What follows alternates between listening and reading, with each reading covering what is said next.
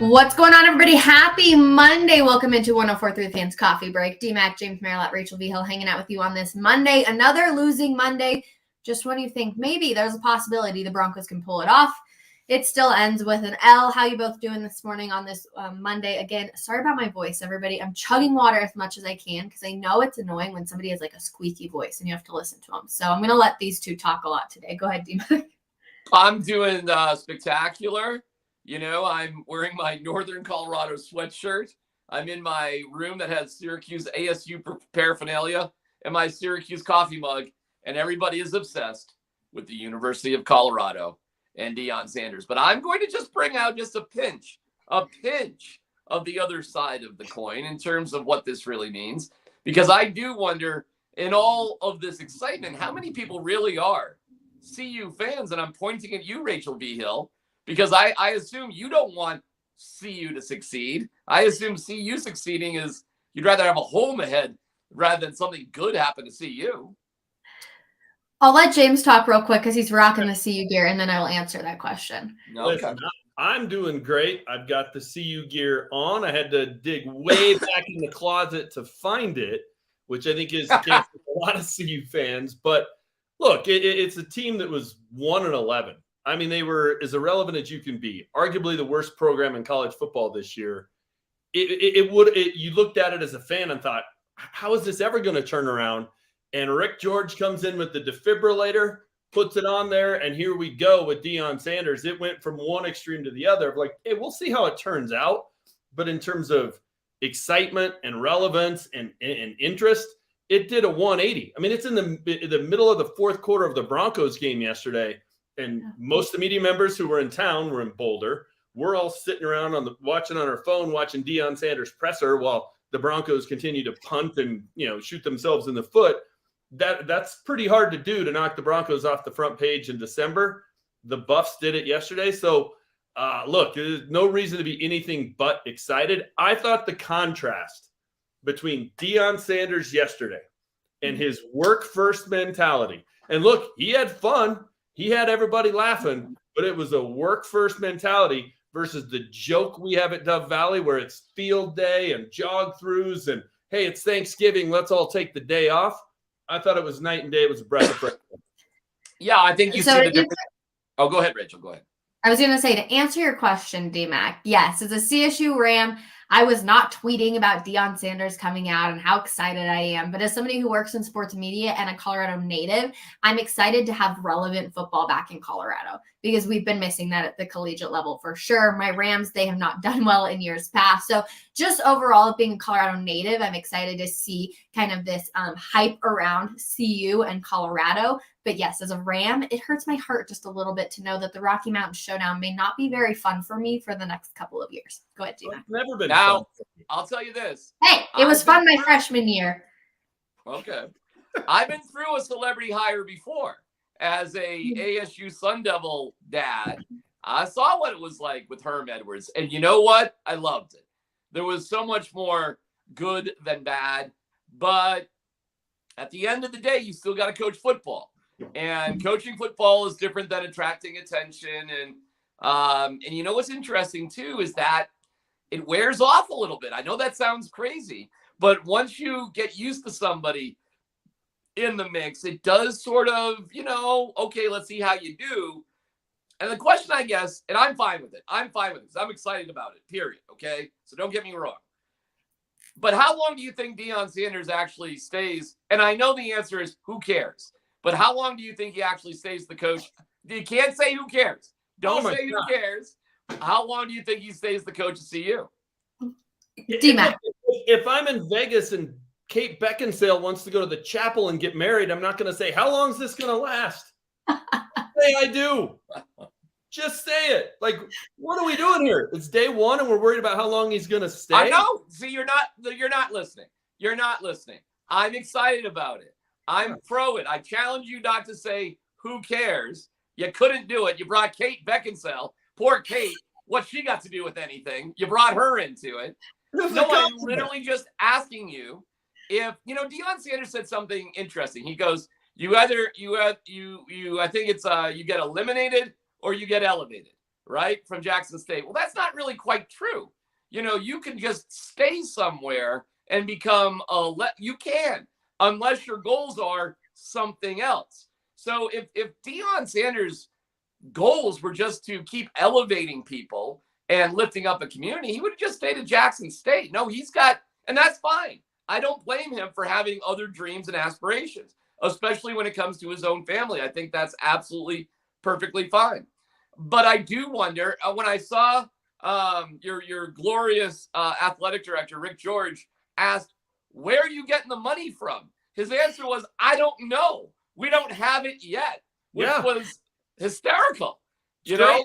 And you know what? When Jerry Jones bought the Dallas Cowboys, they were losing $1 million a month, right? That's what riverboat gamblers do. They see an opportunity and they don't sit around and go, well, I got to sit on my hands till I raise the money. It's like, nope, we're going to do it. We'll figure it out. You got to have belief. You got to have faith. I give Rick George all the credit in the world for just that, of like, hey, we don't have it now, but we'll figure it out. And I guarantee you, they've sold more tickets in the last 24 hours than they did all of last offseason. I mean, the number of people who came up to me and since Saturday night until now, and all they wanted to talk about was Deion Sanders. It's crazy. They haven't talked about Carl Durrell. And I mean, I guess maybe when Midnight Mel ran out of town, that was the last time CU got this much attention. But I think it's a great thing. And I think anybody that's trying to say it's anything other than fantastic, you'd be more excited if it was Bronco Mendenhall and they had the money. Really? All right. It sounds like I am not trying to rain on your CU party parade, James. Not at all. You can't. I got a big umbrella. You can't rain on it. I need to ask you, why do you bring this up then? If it doesn't really matter, why do you bring it up? Well, because I've been through it at ASU. I saw what I've been through it. I've seen how it happened. And it wasn't terrible. It wasn't bad. It was really, really exciting, especially exciting in the beginning. And then, you kind of get used to it, believe it or not. But I'm fine. It's the beginning. It's the right time to be excited. I'm excited. And to praise Rick George, I don't know. He'll figure out the money, I guess. It was just kind of a funny answer. And I think he was just being honest and obviously excited. I want to commend CU because time after time, African-American coaches are replaced by non-African-American coaches. And for the first time in NCAA history, it has happened now 3 times in a row for the CU Buffaloes. And while you hope it would just work out with one guy, the fact that they have just considered who the best candidate is, in their opinion, time after time, and it remains an African-American coach, man, props to them. I think Deion Sanders pointed out that 4 African-American coaches were fired in this cycle, and only 1 at CU replaced the African-American coach with an African-American coach. So I think that is absolutely fantastic. I think that hopefully, and I think CU's worked really hard at this anyways, signals, such a radical departure from how most of college football actually is. So I give them props, big time props. Yeah, and we've already seen the benefits, right? Like it's like the Chicago River when they flipped the direction that it flowed. The transfer portal was a one-way street in Boulder the last couple of years, and you're already seeing big-name guys, and some of them just coming with them from Jackson. But what a 180 in terms of talent coming into Boulder instead of just departing Boulder. That's what it's all going to be about. That's what Deion Sanders brings. Do I think he knows a lot about football and X's and O's? Yeah. But do I think he's going to be more of the guy that puts a great staff around him and then brings in great players of it's the Jimmies and the Joes, not the X's and the O's? That's exactly what I think is going to happen. So, again, we'll see how it all plays out. And it may be a colossal disaster. But when you're 1-11, right, and college football is going to change a ton in the next 5 years, you're either going to be in or you're going to be out. And Colorado has their TV market and their history to go for them. But their last 15, 16 years suggest they shouldn't be anywhere near the top 32, top 48, whoever gets included. Now they put themselves at least in the conversation. That's a gamble you have to take if you're Rick George. I have 2 other favorite moments from yesterday. One has got to be some minor NCAA violation when Deion Sanders announced your new starting quarterback, my son, before the transfer portal had opened. That's got to be something. But it was fun, and I enjoyed it. The other was interesting. when he walks into the room of current players, part of me was like, does he get a standing ovation? He did not get a standing ovation. In fact, not only did he not get a standing ovation, those kids actually know what time it is. They know their time, a lot of them, is up. And that is a difficult spot. And there was part of me as a dad who just was like, oh, man, that really, really stinks because you have your kid there. He's work. I'm sure those kids work their ass off. They just don't have the talent to compete. And there's going to be a lot of broken hearts that go on with those kids and a lot of kids who are going to be replaced. I mean, Deion comes in and he goes, I brought my own luggage. It's Louis. Well, I mean, if I'm kind of just barely hanging on or I know my place in the world there at CU, that's a tough moment. So I don't want to ignore the tough moment that some of those kids and parents are going to have to go through. It's just kind of a sad, it's just the way it goes, you know, but it's a moment of realizing, and at least Deion's being honest when he goes, I'm bringing my own luggage. Yeah. Welcome to the real world, right? I mean, that's just, I know that sounds harsh about 18, 19, 20, 21-year-old young men, but that's just the reality of it, right? You were 1-11. No spot is safe when you're 1-11.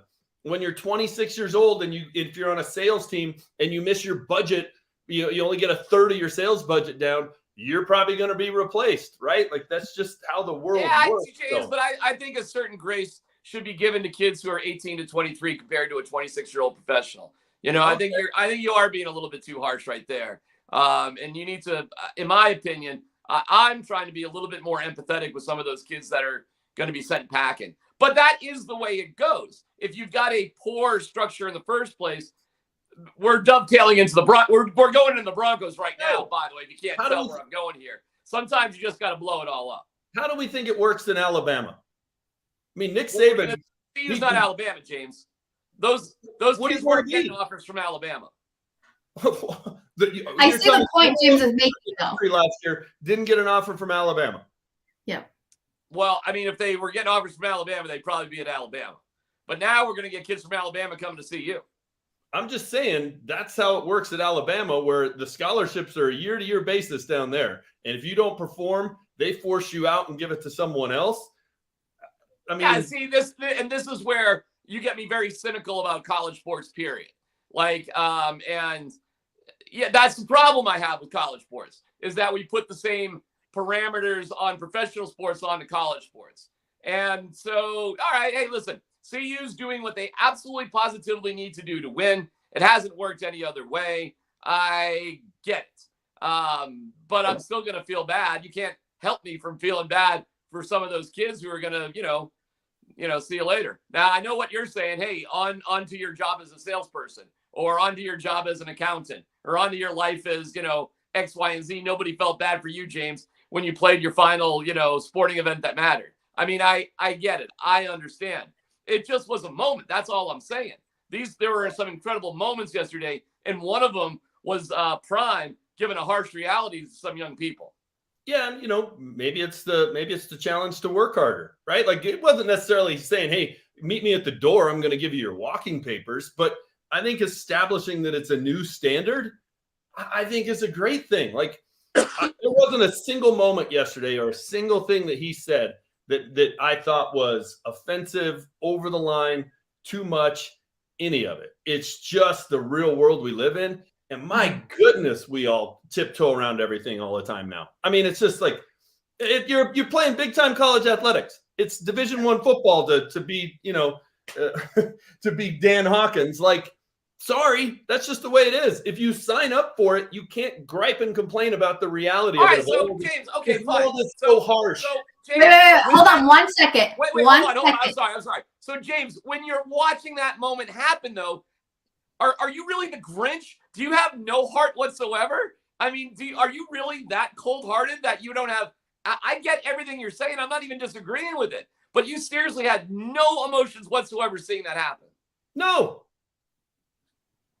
It's like if you're dating a Kardashian and then you're bitching about the fact that there are cameras everywhere. Like, you know what you signed up for. All right. James is cold, man. He's a cold dude.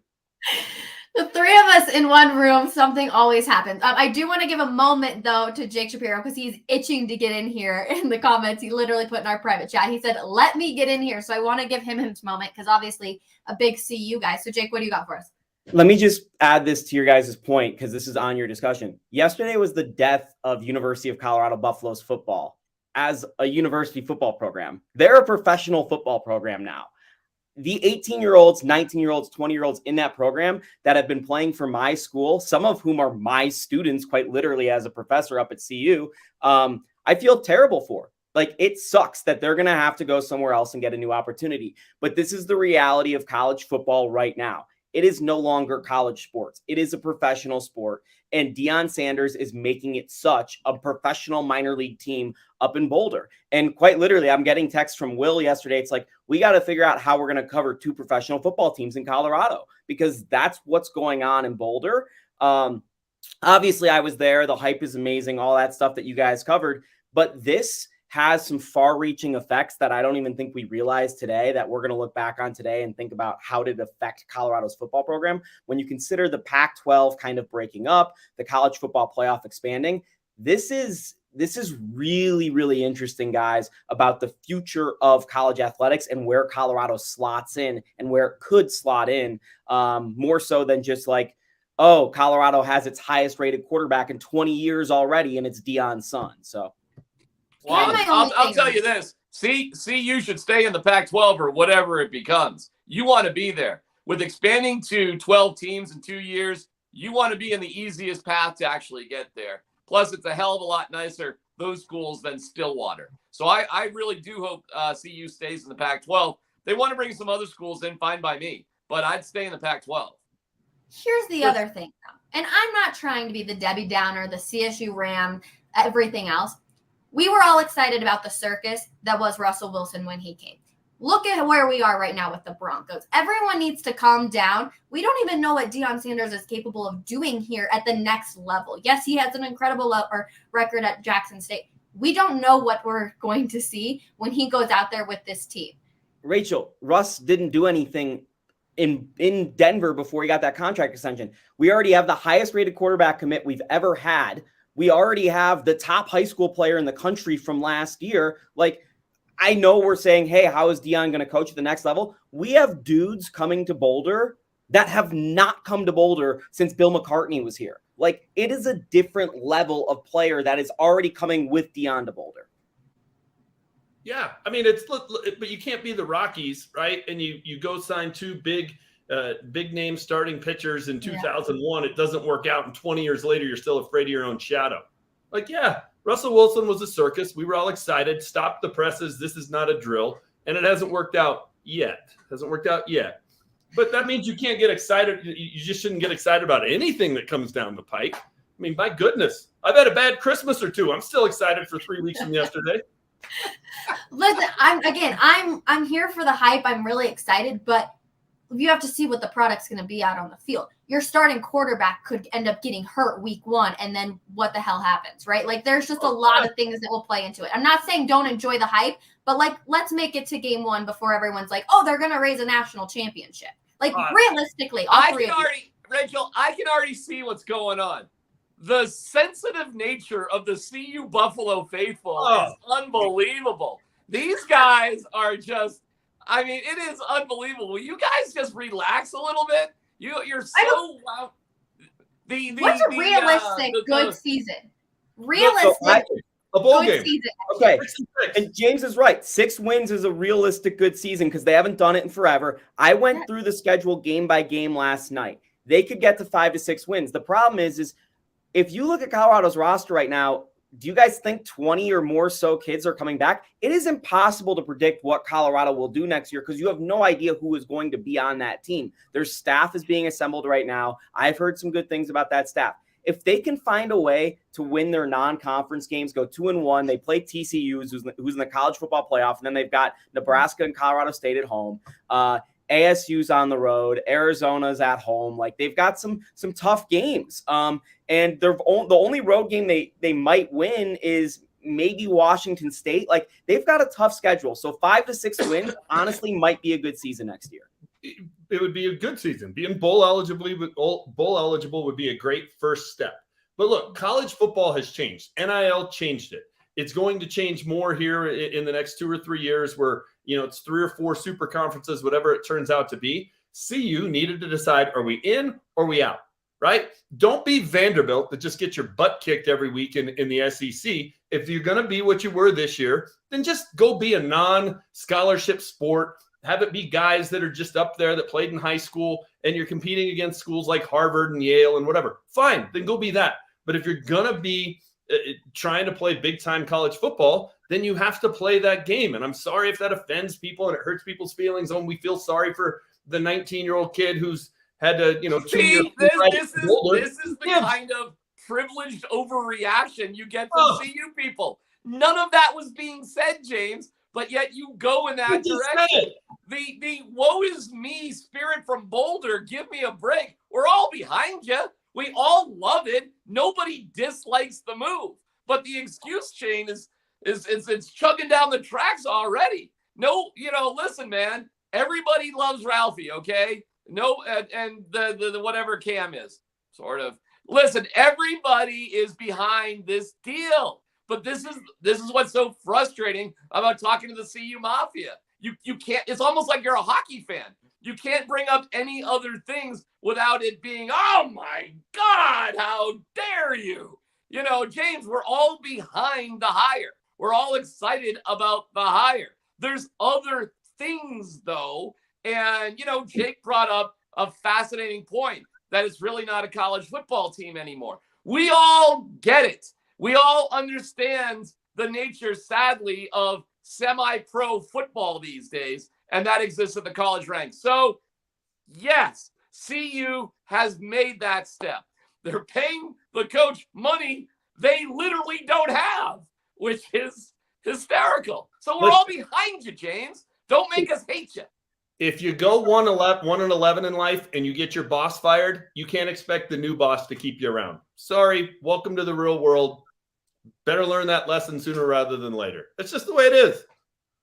I talked to the big boss yesterday, the president of the University of Colorado's university systems, for an exclusive for 104.3 The Fan. And he had a really interesting theory on Deion Sanders and the football program. He calls it his front porch theory. And he says basically athletics and football is the easiest thing for anyone to get introduced to the University of Colorado and to talk about. If you go out to the far western stretches of Colorado, the Eastern Plains, wherever, you can go there and have a conversation about the athletic department and CU and what that football team is doing. And it's been so bad for so long that it's been embarrassing to have those conversations. So for the university to finally realize this with Todd Salomon, the new president who came in last year, and go, we need to reinvest in football after years and years of not investing in football, is really interesting because the administration is finally behind this football program, and an administration now with some money, seemingly, Deion and some talent, like that's a recipe for success. Hey, I love it too. If you barely skate by high school now you can get into the University of Colorado at Boulder. I mean, you barely have to have a pulse. I mean, that is awesome. Everybody did that. No, come on. Does anybody think the University of Michigan isn't a great academic school? It's an amazing academic school. James, why did you play by different rules than Michigan? You misunderstand. Why? James, my kid went to ASU. If you got a pulse and a checkbook, you can come in. I mean, I get it. Welcome to the club, CU. Listen, it's great to have you here. We'll see you down at the pool. I was there in 94, 95, 96. You know what there was when I was walking around campus other than seeing Cordell Stewart and Michael Westbrook and Rashaan Salam? There were cranes all over, building new buildings, building new things for everybody because money was flooding in there because they were a good football team and people were proud of their university and excited about it. Should that be the thing? No, you should donate money because they have a lot of astronauts that come out of there, but nobody gives a damn. They don't. There you go.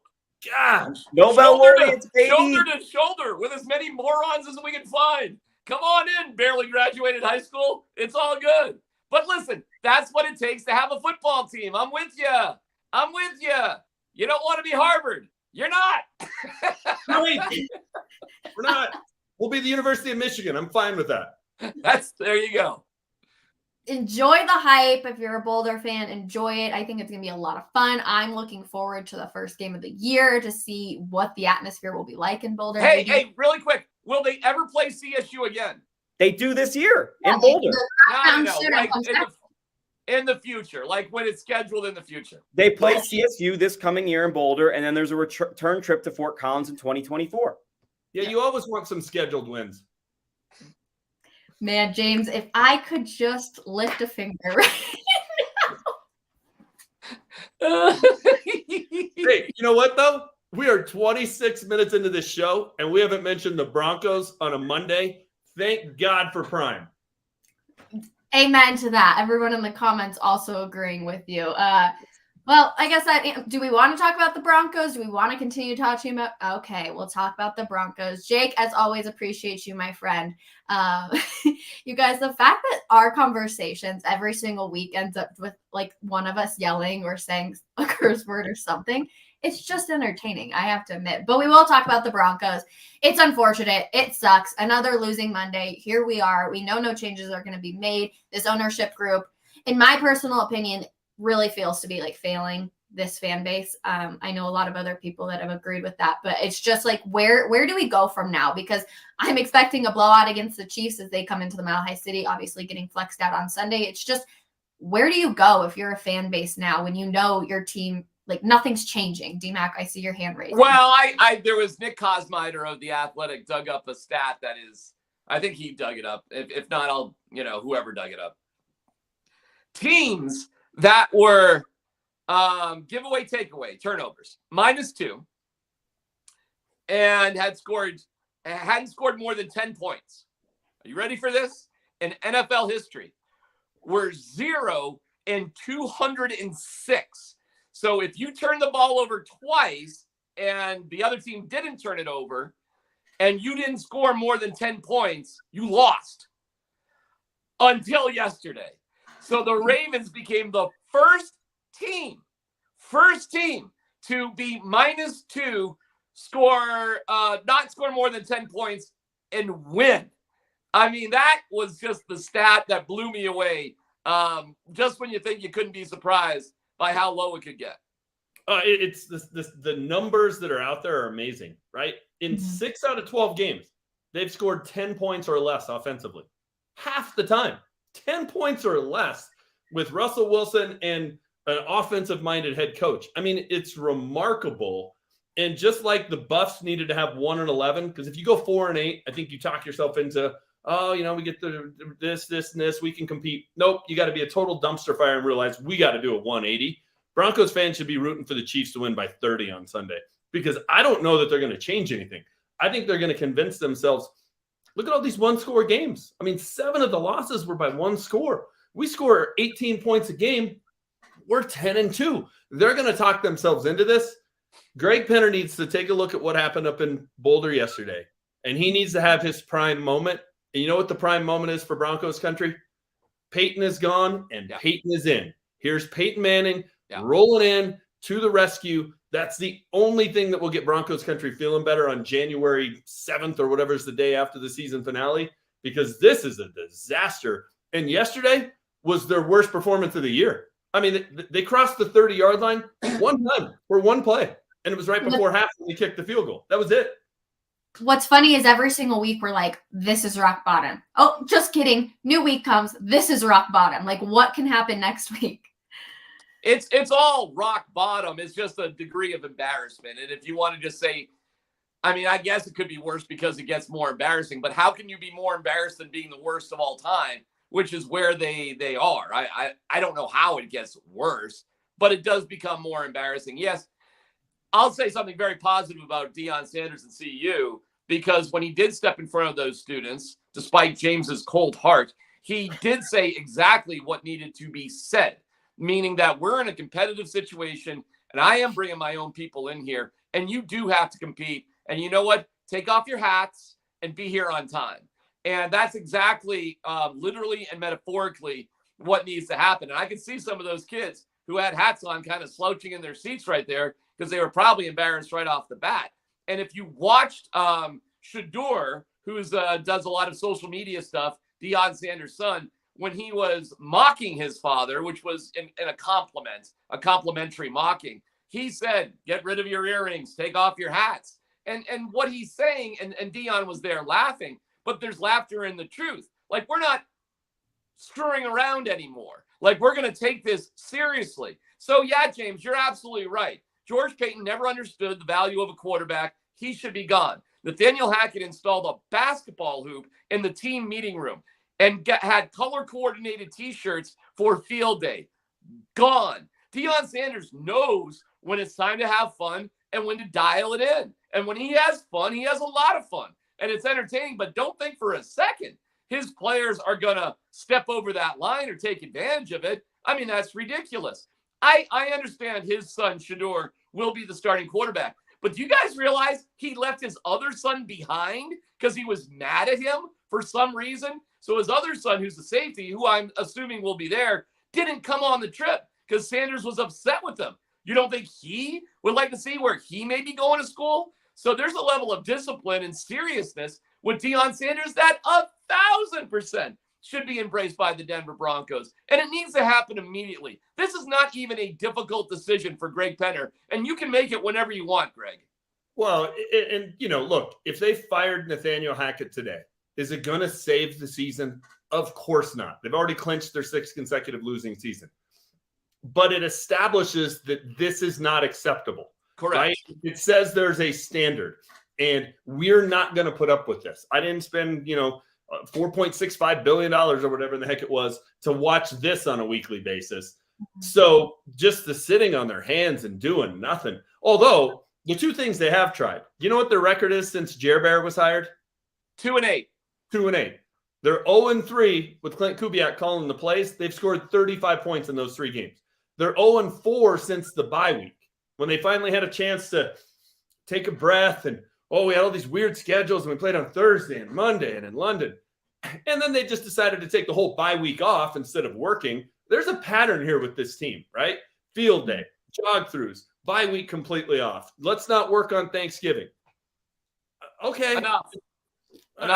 Just broom them all. Broom them all. Yeah. Introduce Peyton Manning as the VP of football operations or president of football operations or czar of football operations, whatever it is, and let's move on. This is stupid, and it's embarrassing.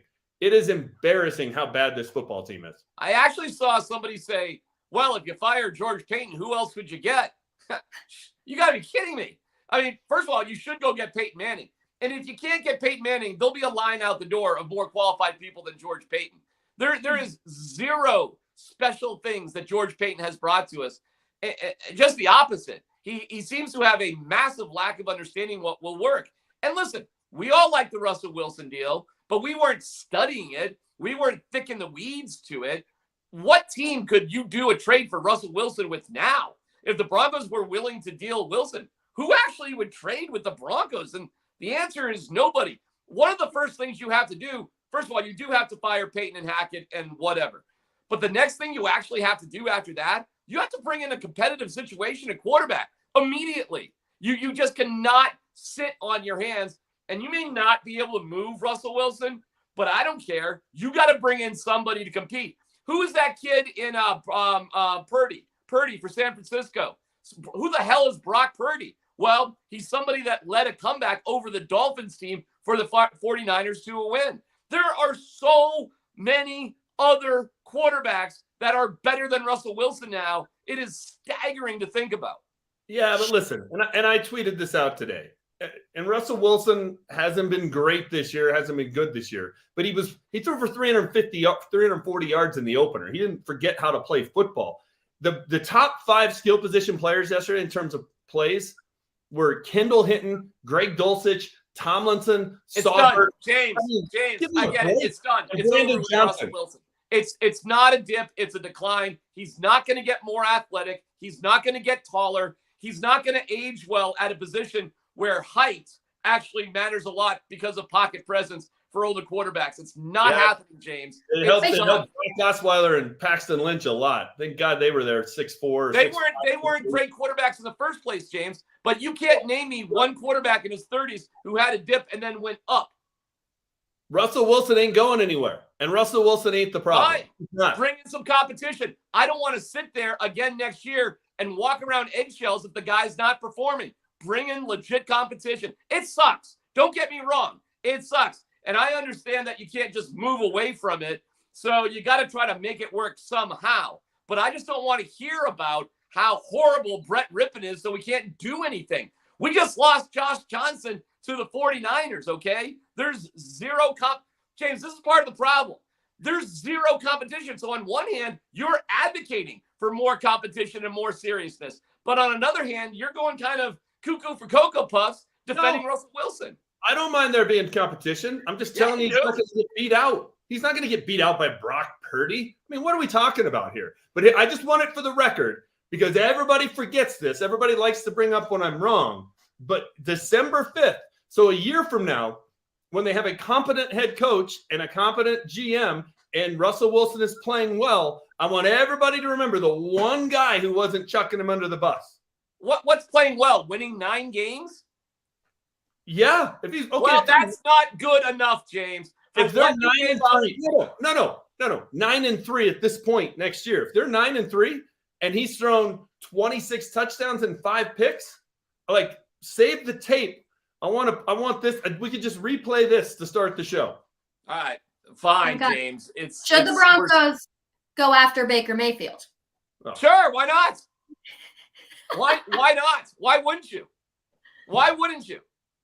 Because he's terrible. He was awful in Cleveland. Hey, in Carolina. He got beat out by Sam Darnold and P.J. Walker. Jeez, sign me up. Is he better than Brett Rippon? Sure. Then sign him. That's all you got to do right now. You got to get people who are better. You have to elevate competition. Hey, they just worked out Dobbs on Friday. If he's better than Brett Rippon, sign him. You got to get better talent in there. But this team isn't losing because their backup quarterback isn't good enough. They're losing because it's Kendall Hinton and Brandon Johnson playing receiver. They're losing because it's Greg Dulcich, Tomlinson, and Saubert. They're losing because their 2 top running backs were on the street 6 weeks ago. That's why they're losing. Like, well, okay, James, it's a terrible roster. James, terrible. I get it, but you're acting as if like Russell Wilson's good too. You gotta watch some of these breakdowns where they really go through the film. They go through his reads, how he's not seeing things, how he can't move, how he gets caught, how he can't escape. He's just not the same guy, James. Listen, are there a lot of other problems? There sure are, but he's one of them. I get it, but he's the least of their problems. He can't move like he used to. No. If you have a bad quarterback, he's the biggest problem. You just can't have a bad quarterback, dude. If you had the Great Wall of Dallas in front of him and Tyreek Hill and Jalen Waddle on the outside and Julius Thomas playing tight end, Russell Wilson would be just fine. He's not the biggest problem. It's this dumpster fire of a roster that George Payton has put together where they have the second most cap space in the league. But hey, Tim Patrick goes down in August. Don't make a move, George. You're fine. I mean, okay, I'm just telling you, he's the least of their problems. I don't think he's been good by any means, but he's the least of their problems. You can't listen. We agree on so much; it's ridiculous. But you're stuck on this for some reason, and I'm not sure why. But if your quarterback is any kind of problem, he instantly leaps to the top of the list. That is just the relative value of quarterback compared to everything else. So even if he's a little bit of a problem, it's a big problem. Here's the thing. We're all going to have to just cringe and not gnash our teeth when the Seahawks have the number 3 overall pick, right? You know what's going to be the next thing like that if people get their way is when you pay Russell Wilson $150 million for one season. He goes somewhere else next year, and with a competent roster and a competent coach, he's successful. I got all these people saying, oh, they're going to cut it. Fine. Name a team. You don't think he'd be better in Carolina than what they've got? No. He just lost to Sam Darnold. He just lost that battle. In fact, they got killed. No. I think you fail to understand how bad Nathaniel Hackett is. And I get it, the breakdowns, right? I want him fired. I want Jordan Payton gone. I mean, what are you thinking?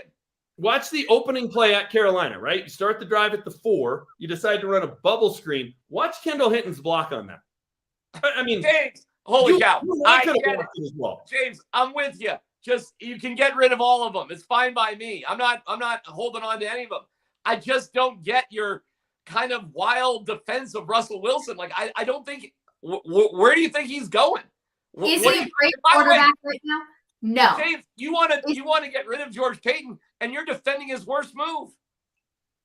I'm just telling you, he's the least of their problems. And if he goes elsewhere, right, if they find somebody that'll take the deal off their hands and they say, let's just eat $100 million and spread it out over 2 years, he's going to go somewhere else and he's going to be successful. And we're going to be watching whoever play here, Baker Mayfield, and we'll be going, oh, yeah, it was the fact that George Payton had a crappy roster and Nathaniel Hackett and Justin Alton were in over their heads. That's what it's going to be. So, okay, fine. We'll just keep doubling down on the gut punches. All right, let's be realistic here. Russell Wilson, he's stuck with the Broncos for the next couple of years. We're stuck with him. We're stuck with him, not the other way around. I can't imagine another team coming to trade for him for what we've seen this year and for way George Payton and Greg Penner and the money. And obviously, he's staying here at the Broncos. So what needs to happen in order for Russell Wilson to improve? We've talked about the supporting cast around him. The offensive line is obviously the number one thing when you look at the draft. Do you need to bring in, I know DMAC is a huge component of it, of a backup quarterback that can provide some competition for him? James, DMAC's obviously on board. What about you? Sure. But that ain't going to solve it. If he had somebody behind him right now pushing him, you know how many points they would have scored yesterday? 9. They would have, because he's playing with Kendall Hinton, Brandon Johnson, and a rookie tight end. He just is, right? And you can't expect, well, Tim Patrick and Javonte Williams will come back next year and all will be fine. They're both coming off ACLs. Javonte Williams was a really bad injury. I hope both of them can come back, and I hope they're healthy. But we've seen with Cortland Sutton and to some extent with KJ Hamler, it ain't that easy. They need to get a different offensive mind in here, and they need to load up on skill position players.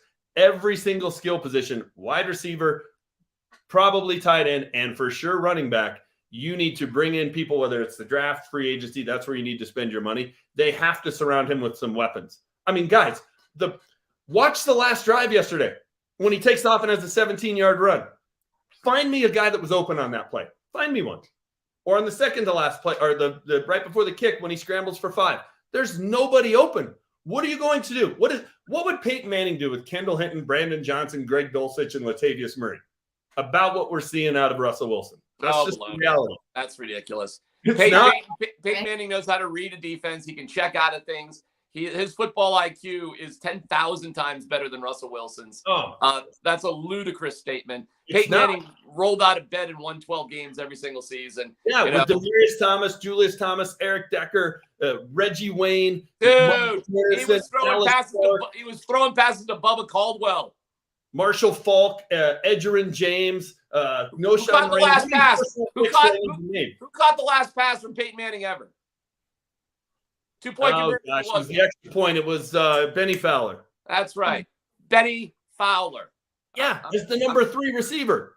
When everybody's paying attention to DT and Emmanuel, like, yeah, Benny Fowler could be pretty effective. When Benny Fowler's your 1. Who caught the first pass in the Super Bowl that they won, James? Oh, it was Owen Daniels or some Owen Daniels. Yeah, because he's the 5th option, and everybody's paying attention to the other pieces. But you're making it sound like Peyton Manning. Weapon. You're making it sound like Peyton Manning was throwing it to all pros every down. You know, that wasn't the case. He could put the ball on anybody. It might wobble a little bit, but it was going to get there.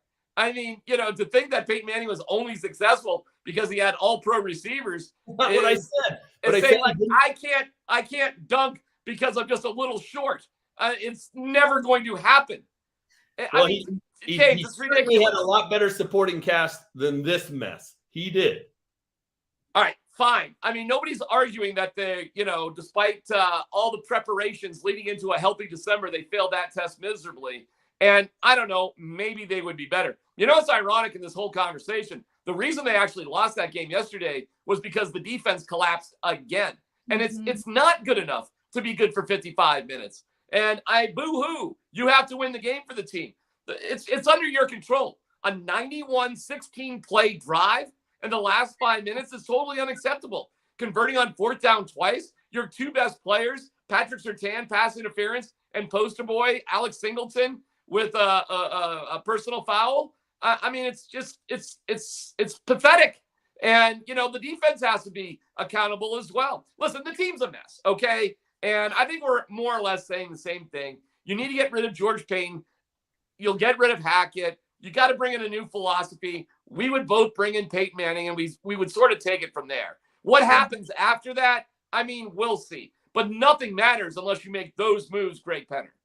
Yeah, no, I would agree. We finally found something we agree on. And look, the reality is Russell Wilson's going to be here, so you need to find a way to make it work. And I think there's more to work with than what everybody else does. That's all. Just save the tape. I'm with you, James. Don't worry. I'll cut it. I'll make sure that it goes out so next year we can come back to this exact conversation. James, what are you doing tomorrow morning? I don't know.